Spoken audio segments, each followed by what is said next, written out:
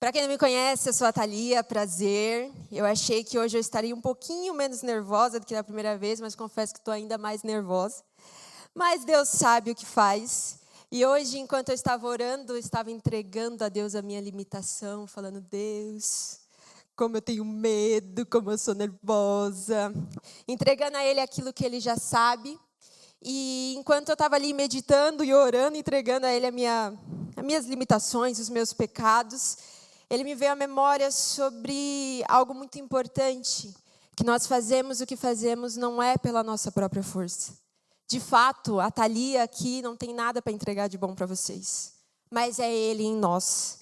Se fazemos o que fazemos, é por conta dEle, é Ele em nós, é o Espírito Santo de Deus em nós, que faz gerar vida, que faz gerar esperança, que traz alegria, que cura, que ainda cura, que traz restauração, libertação e salvação. É Ele em nós.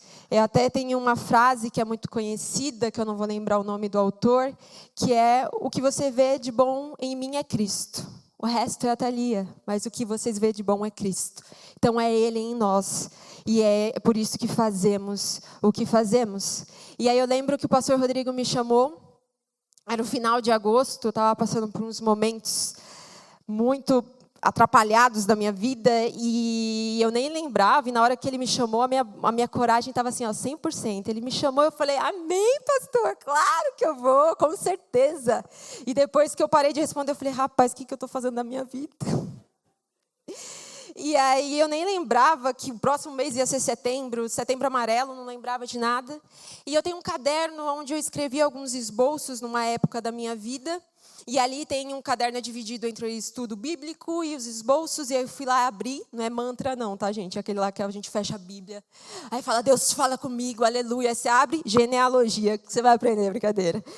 Mas eu abri, aí apareceu em Gênesis 35, que nós vamos ler, se você quiser abrir sua Bíblia, por favor. Gênesis 35, do versículo 16 até o versículo 19. E aí eu li ali o esboço naquele momento, depois fechei e voltei a trabalhar.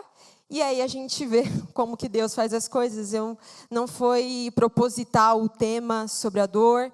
Eu não lembrava de Setembro Amarelo e nem sabia que o pastor ia falar sobre Eclesiastes, sobre Salomão, sua busca por um sentido vazio na sua alma.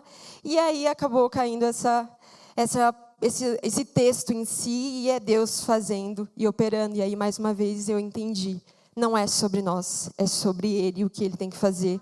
As nossas limitações não são maiores do que a glória de Deus. E eu tenho certeza que Ele tem algo para fazer em nós e através de nós essa noite. Amém? Vamos para a leitura? Gênesis 35, do versículo 16, diz assim: E eles partiram de Betel. Quando ainda estavam a certa distância de Efrata, Raquel começou a dar luz com grande dificuldade. E enquanto sofria muito, tentando dar à luz, a parteira lhe disse: Não tenha medo, pois você ainda terá outro menino. Já a ponto de sair-lhe a vida, quando estava morrendo, deu ao filho o nome de Benoni, mas o pai deu-lhe o nome de Benjamim. Assim morreu Raquel e foi sepultada junto do caminho de Efrata, que é Belém. Nós acabamos de ler uma parte da história de um grande personagem do Velho Testamento, de Jacó. Jacó, ele teve uma trajetória muito marcante e ela trouxe vários acontecimentos. Jacó, ele é uma figura tão representativa do Velho Testamento que ele é citado várias vezes no Novo Testamento. Nós vemos a menção ao nome de Jacó quando Jesus está conversando com a mulher samaritana. Nós vemos também o nome de Jacó quando Jesus está conversando sobre a ressurreição com os saduceus. Nós vemos isso nos evangelhos de Mateus e Marcos. E ali ele traz à tona novamente a fidelidade de Deus para com o povo. Então ele cita o Deus de Abraão, Isaque e Jacó, trazendo à memória o que foi falado em Êxodo 3, quando Deus tem o encontro com Moisés na sarça. Ele se apresenta como o Deus de Abraão, Isaque e Jacó. E Jesus, ele vai e reafirma novamente que esse mesmo Deus continua operando naqueles dias e como continua operando até nos dias de hoje. Além disso também, nós vemos o apóstolo Paulo citando ali também em Romanos, quando ele fala sobre a eleição que não é pelas nossas obras. Ele cita ali a questão de Esaú e de Jacó. Amei Jacó, mas aborreci a Esaú, trazendo que não é pelas nossas obras, não somos nós que escolhemos a nossa promessa, nós somos escolhidos por Deus e a partir de nós Ele cumpre a tua palavra. E além disso também, Jacó, ele tem outras coisas marcantes na sua vida. Ele é neto de Abraão e de Jacó, da sua descendência, vem a tribo de Israel. O povo da promessa foi de Jacó, que Deus escolheu então cumprir a promessa que fez a Abraão, que é a promessa messiânica, então do povo de Israel, da tribo de Israel, que é a descendência de Jacó, veio o Messias. E quando a gente olha ali a trajetória de Jacó, a gente vê algumas coisas, alguns ciclos que se repetiram de Abraão até Jacó. Nós vemos ali quando Abraão recebe a promessa de Deus, que ele seria pai de multidões, que ele geraria o filho da promessa. Então, Sara, ela toma ali a posição para poder cumprir a promessa de Deus, e ela vai dar a sua escrava Agar para se deitar-se com Abrão, e aí gera Ismael, e logo depois ela gera Isaac, que é o filho da promessa. E em meio a essas duas crianças, há um conflito que é até os dias de hoje entre Ismael e Isaac, e Ismael e Agar, eles acabam saindo ali, mas nós também vemos essa história se repetindo na história de Isaac e Rebeca, porque Rebeca também sendo estéril, assim como Raquel, então também, mas é um ponto que é incomum, a Sara era estéril e Rebeca também era estéril, e aí Isaac então ora a Deus para que a sua esposa possa gerar filhos, e aí Deus concede a ela o dom de gerar, e quando ela está ali no momento da sua gestação, ela sente como se fosse uma guerra no seu ventre, então ela ora a Deus perguntando a ele o que é isso que estava acontecendo, e Deus fala a ela que no ventre dela sairia 2 nações, e que o mais velho serviria o mais novo. No momento que Isaac já está velho, ele tem que dá a bênção ao primogênito, que seria Esaú, e a Rebeca ajuda ali Jacó a tomar essa bênção do seu irmão, lembrando da promessa. Então nós vemos mais uma vez eles tentando cumprir pela sua própria força, pelo seu próprio entendimento, a promessa de Deus. E então Jacó recebe a bênção que era do seu irmão, e a partir dali ele acaba fugindo e começa a sua trajetória. E como eu citei, um outro ponto é a esterilidade. Então, Sara foi estéril, Rebeca foi estéril, e Raquel, a esposa amada de Jacó, também passa por essa condição. E mesmo assim, a gente vê que, diante dessas condições de limitação, ainda assim há uma promessa de Deus, e a partir dessa condição, Deus cumpre a sua promessa. Um outro ponto importante também que nós vemos na história de Abraão até a história de Jacó é a mudança de nome. Assim como Abraão, Jacó também teve seu nome mudado. Abraão, que era Abrão, que vivia na cidade Ur de Caldeus, era uma cidade conhecida por ser politeísta, então eles tinham ali como adoração a vários deuses. Então acredita-se que Abrão também tinha essa prática de adoração a vários deuses, mas diante da voz do único Deus, ele deixa a sua cidade, deixa o seu povo e vai seguindo a uma promessa que Deus fez para ele. E é muito interessante, o que eu acho fantástico de Deus, é que nós servimos um Deus que é detalhista. Então, todas as vezes que Deus ia falar com o teu povo, que Ele ia revelar, que Ele ia mostrar alguma coisa, Ele se movia pelo contexto daquela época. A gente vê isso em toda a Bíblia. Muitas das coisas, às vezes, a gente não entende porque ela é centralizada ali no contexto, na cultura daquele povo, e Deus, sendo um Deus de detalhe, Ele fazia isso, e eu acho fantástico. Ele, um ser infinito, se transforma num ser finito como nós, para poder revelar e para poder trazer e manifestar a tua glória. Então, os nomes, eles tinham peso. Eles eram nomes proféticos, os nomes daquela época, eles eram escolhidos pelo contexto que aquela família estava vivendo, pela a forma profética que ela estava revelando àquela criança, sendo que Raquel, quando ela dá à luz ao seu filho após passar por esse tempo de estéril, ela chama José, e o significado de José é aquele que acrescentará. Então, a partir do nascimento do seu filho, ela já profetiza que ela terá outros filhos, e assim aconteceu. Esse texto que nós acabamos de ler, Raquel já estava grávida do seu segundo filho. Então, quando Deus ele muda o nome das pessoas na Bíblia, quando ele levanta um, ele muda também o nome. Ele traz um significado a partir da promessa. Abrão se torna Abraão porque é pai de multidões. E Jacó, que o nome dele também foi escolhido por causa da situação que a Rebeca passou, pois ela teve gêmeos, e o primeiro a sair foi Esaú, e ali agarrado ao calcanhar ali de Esaú veio Jacó, e o significado do seu nome, então, é o trapaceiro. Então, Jacó teve o nome que teve por conta da situação, da forma que ele nasceu. Então, os nomes, eles não eram escolhidos apenas por sonoridade, porque eu acho bonito, porque é americanizado, ou no meu caso, meu pai ali do nada, olha para a TV e vê uma novela mexicana passando. E ele para assistir a novela, e ele fala, que moça bonita. Aí está lá a Maria do Bairro, está passando ali, aí vai para a parte ali da abertura, então, muita honra, Maria do Bairro Soy, e aparece Thalia, aí ele, esse nome vai ser o nome da minha filha. Foi daí que surgiu o nome, gente. Super criativo, né? E aí eu sofro até os dias de hoje, chamada de Maria do Bairro, esses dias, inclusive voltou no SBT, tá, gente? 2h45 no SBT, brincadeira. Eu não sei não, brincadeira, sei sim, é à tarde, é à tarde. Esses dias eu estava trabalhando na casa da minha irmã e a TV estava ligada lá, e aí começou a tocar bem a parte que a Maria do Bairro está meio doidinha. Eu falei, tomara que não seja essa referência que ele tomou, né?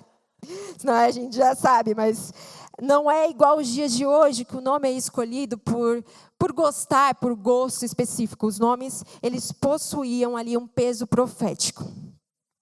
E ali Jacó, então, ele toma a bênção ali da primogenitura do seu irmão Esaú, e após isso, Esaú, então, tenta matá-lo, então ele sai fugido, então Jacó começa a fugir. Deixa eu só coisar, senão vou me perder aqui no meu... Então, ele foge e ele vive ali anos exilado, ele trabalha ele encontra, então, Labão, e ele começa a trabalhar ali na terra de Labão, então ele se apaixona por uma das filhas de Labão, que é Raquel, e ele faz um trato com Labão e diz assim, se eu trabalhar 7 anos, você concede a mão da sua filha como minha esposa. E aí eles fecham ali um trato, ele trabalha durante 7 anos, e aí quando chega o dia do casamento, Labão vai lá e trapaceia, olha só lá o nome dele, voltando para ele mesmo, trapaceia e dá a Lia, que era a filha mais velha de Labão. E aí não conformado, porque Jacó realmente amava Raquel. E uma coisa que eu acho interessante é que a Bíblia ela não desperdiça palavras. Tudo ali tem um significado, um sentido e um propósito. E várias vezes nós lemos ali em Gênesis, na parte que fala sobre a trajetória de Jacó, o quanto ele amava Raquel. E ele, não conformado ali da Lia, ele faz mais um trato com Labão, trabalha mais 7 anos, então a gente diz que ele trabalhou 14 anos para poder casar com Raquel, e aí ele cumpre mais uma vez, e aí ele tem Raquel, e aí passa por todo esse processo. Lia se sente rejeitada, porque Jacó amava mais Raquel do que ela, e Raquel se sentia triste porque ela não podia gerar filhos para Jacó. Então, Lia, ela gera 6 filhos e uma menina, então são 7 filhos. Jacó também teve uma filha mulher, que é Diná. E depois as empregadas, as escravas de Raquel e de Lia concedem filhos, então cada uma concede 2. E aí um dia Raquel faz uma oração e pede para que Deus faça ela gerar filhos, senão ela morreria. Ela é bem enfática, bem dramática, e aí a Bíblia diz que Deus que Deus ouve a oração de Raquel e concede ela o seu primeiro filho, que é José.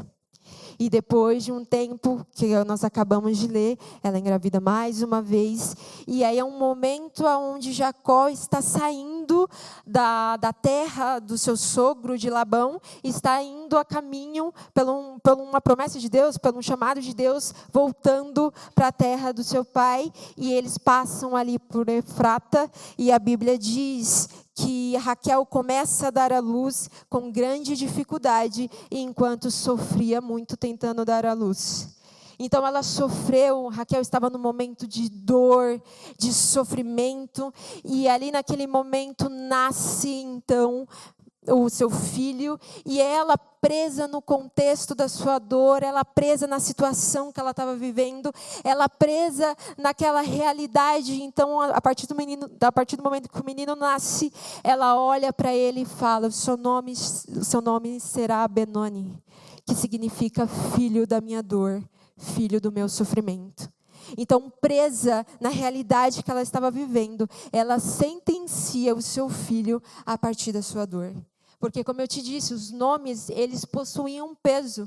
Então, depois eu fiquei pensando com as vozes da minha cabeça, que se aquele menino crescesse com esse significado de nome, todas as vezes que ele passasse por uma situação de dor, que ele passasse por uma situação de sofrimento, ele talvez olharia aquilo como uma sentença de vida, ele seria escravo daquele sentimento, porque ele acharia que Deus estava fazendo aquilo porque ele merecia a dor, porque ele merecia o sofrimento. Ou também, todas as vezes, nesse momento de dor e sofrimento, ele lembraria que a sua mãe morreu na hora do seu parto. Então, imagina o peso e a dor que esse menino enfrentaria ao longo das suas vidas, lembrando do significado do seu nome. Mas está um ali também, assistindo aquela situação que é Jacó.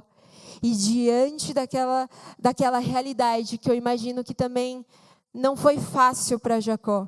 Como eu disse, a Bíblia enfatiza várias vezes que Raquel era a mulher amada, que ele amava Raquel. E aí eu imagino ele ali vendo Raquel chorando, ele vendo a Raquel sofrendo, sentindo dor, ele sentindo a dor, porque a gente sente a dor de quem a gente ama. Esses dias eu tenho uma sobrinha que se chama Ana Clara, ela tem 3 aninhos, e ela estava passando muito mal e foi levada até o hospital. E aí a minha irmã me liga falando que ela estava com suspeita de apendicite e eles iam internar ela, e pediu para que eu fosse para lá para poder ajudá-la. Ela estava o dia todo ali, ela tinha passado muito mal, então ela estava desidratada e ela estava tomando soro, porém ela precisava tomar contraste, e a agulha do contraste é um pouquinho mais grossa que a agulha normal. E aí ela começou a se assustar quando ela viu aquilo, ela já estava cheia de furos nas mãozinhas, porque ela estava tomando soro. E aí a minha irmã levou ela até a enfermaria, e a enfermeira falou assim: a gente vai ter que colocar o contraste para fazer o exame nela. E ela não queria, ela começou a chorar, e aí eu cheguei, e aí minha irmã falou assim: pelo amor de Deus, me ajuda, porque a Ana Clara está fazendo um escândalo, e eu não sei o que fazer. E aí a enfermeira olhou mais uma vez para a minha irmã e falou assim: mãe, vai ter que ser agora, a gente precisa fazer o exame, ela está há muito tempo de jejum. E aí ela pegou a Ana Clara no colo, a Ana Clara chorando, e aí elas entraram lá na parte de enfermagem, e aí a Ana Clara olha para mim e fala: a titia vai me levar. Eu falei: ai, não. Não, meu coração, eu não aguento. E aí eu entrei com ela lá na sala, e aí eu abracei ela e ficava contando historinha, a gente brincou, eu tentei distrair ela, mas ela sempre olhando ali para quem estava em volta.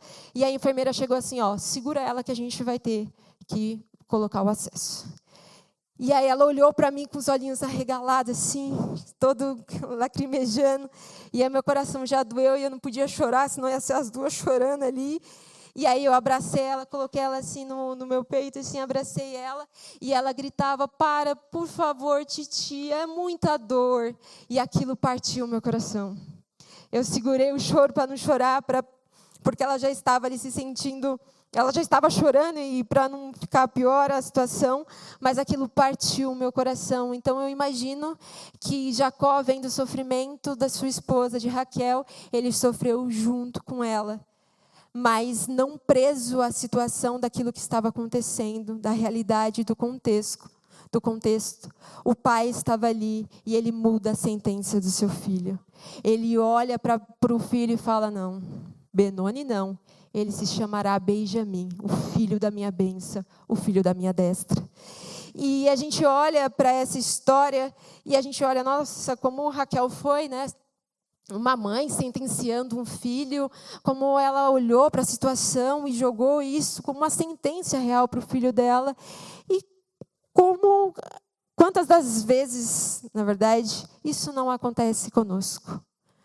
Quantas das vezes nós criamos vínculos, nos relacionamos com a situação que nós estamos passando, com a dor que nós estamos passando, com o sofrimento que nós estamos passando.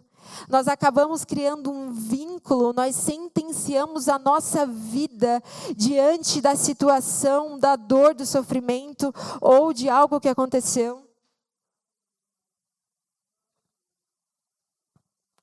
Ou de algo que aconteceu, ou do que alguém fez conosco. Quantas das vezes nós carregamos esse fardo ao longo das nossas vidas, nos fechamos numa bolha de dor e sentenciamos a nossa vida, não vendo e não querendo ver, sendo cego diante daquilo que Deus quer fazer.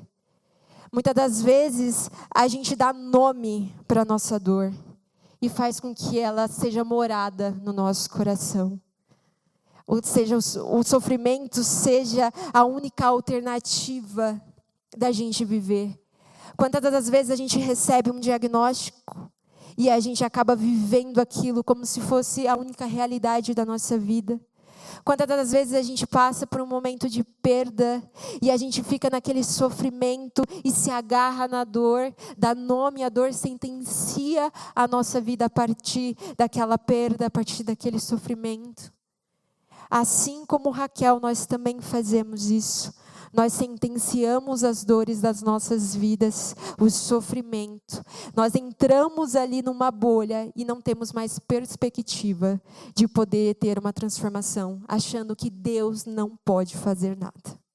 Mas assim como o pai estava lá presente durante aquele sofrimento, e estava também presente da perda da sua mulher, Deus também está presente neste lugar, mudando sentenças também, quebrando toda a condenação, quebrando toda a mentira, quebrando tudo aquilo que tem aprisionado o nosso coração, tirando toda a mentira, toda a condenação, todas as palavras que machucaram e feriram a nossa alma. E eu sei que dói, mas isso não é a nossa realidade, nós estamos em Cristo.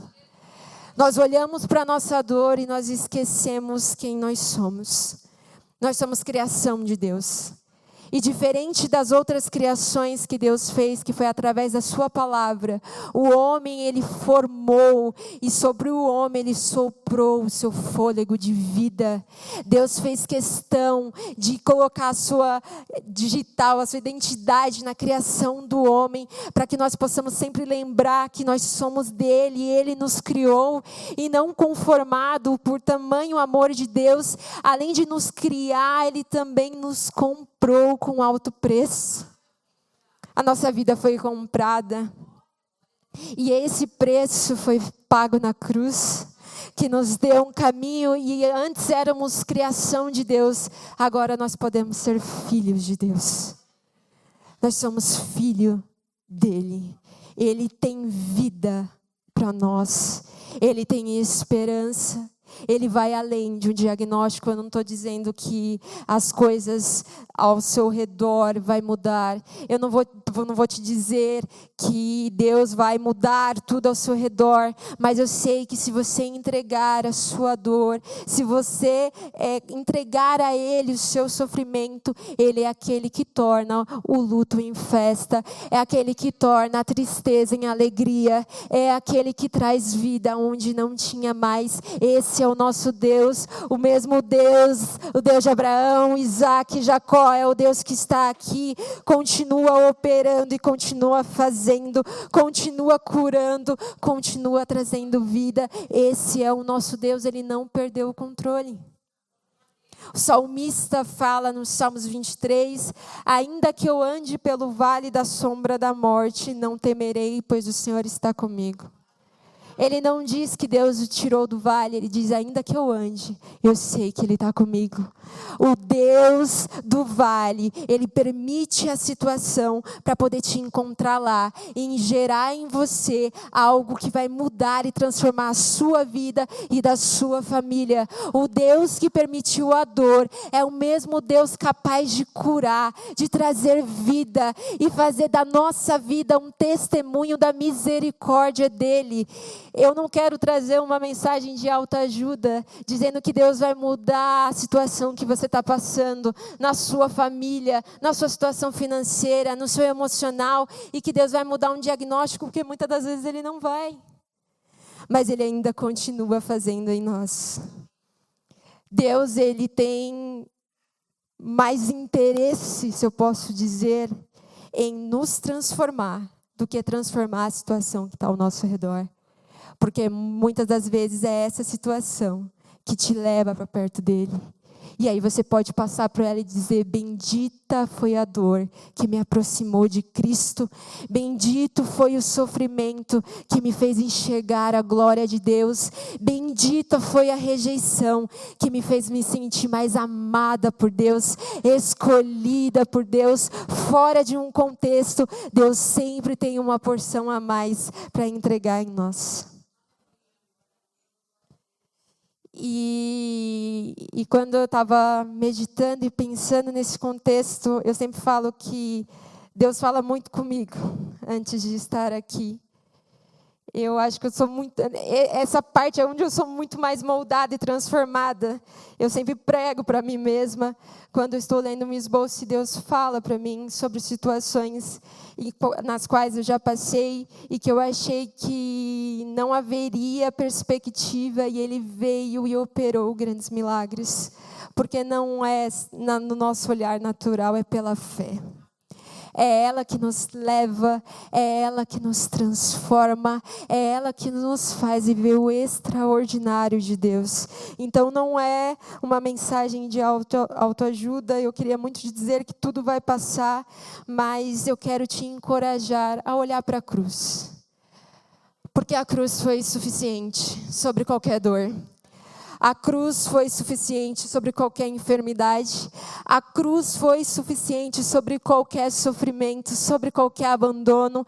A cruz continua sendo suficiente. Ainda que a dor permaneça, Cristo é o suficiente.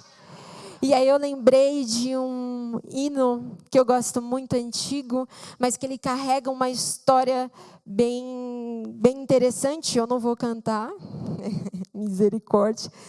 Mas o hino é o Sou Feliz. Quem é dos antigos, igual o pastor Sandro, brincadeira, você é jovem, vai lembrar desse hino, Sou Feliz. E ele foi escrito por Horatio Spafford, acho que é assim que se fala. E era um cara muito rico, que tinha uma fortuna, que tinha muitas coisas. E um certo dia ele se converte ao cristianismo. E em um momento da sua vida ele estava na igreja e ele recebe uma ligação dizendo que a sua empresa tinha acontecido um incêndio em Chicago e a empresa dele tinha sido afetada e ele perdeu tudo que ele tinha. Ele perdeu metade da sua fortuna. E ainda assim, ele continuou e permaneceu. Um pouco depois, ele perde um dos seus filhos. Ele tinha 5 filhos, ele perde um dos seus filhos. E ele ainda permanece ali. E aí a esposa e as 4 filhas dele vai viajar. E quando elas estão num navio, acontece um naufrágio.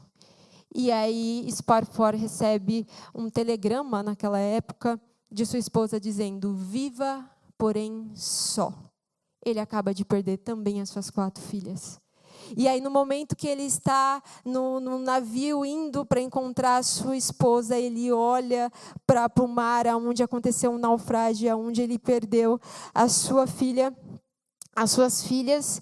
E então ele escreve a canção. E ela começa assim: se a paz, a mais doce, me deres gozar, se a dor, a mais forte sofrer. Sou feliz com Jesus, o meu Senhor. Ele não estava negando ali o seu sofrimento, mas ele estava crendo e continuando e declarando que a presença de Cristo é maior do que qualquer vale. Jacó também passou por isso. Ele viu ali diante dos seus olhos a sua esposa falecer. Mas diante daquela situação, Jacó ele não perdeu a visão de quem Deus é. E ele declara sobre a vida daquela criança que ele seria uma bênção. Benjamim é uma das grandes tribos. Foi uma das únicas, junto com Judá, que não se dobrou à idolatria, que permaneceu fiel na adoração e na consagração do templo. E da tribo de Benjamim veio um dos maiores caras que o pastor Rodrigo, quando voltar da viagem, não vai parar de falar de Paulinho. Vocês vão ver. Que foi o apóstolo Paulo. O apóstolo Paulo, ele diz, até numa conversa que ele está em Romanos, que ele veio de Israel, da tribo de Benjamim. Então, aquele que era para ser marcado por dor, a sua descendência carrega o valor e a mensagem do Evangelho. O Ministério de Louvor pode subir. E para finalizar, eu quero falar para os irmãos, ler um versículo, Oséias 6, que tem sido a minha oração, tem sido a minha leitura diária, que diz assim: vinde, tornemos para o Senhor, porque Ele nos despedaçou e nos sarará, fez a ferida e a ligará. Depois de 2 dias, nos revigorará, e ao 3º dia, levantaremos e viveremos diante dele. O mesmo Deus que permitiu a dor, é o mesmo Deus que vai sarar. O mesmo Deus que permitiu o vale, é aquele que vai estar contigo. E às vezes, irmão, a dor não vai passar, e você vai ter que pregar uma mensagem de esperança, porque na verdade nunca vai ser sobre nós, mas vai ser sobre quem Ele é, e Ele permanece fiel sobre toda e qualquer situação. Ele permanece fiel sobre todo e qualquer sofrimento.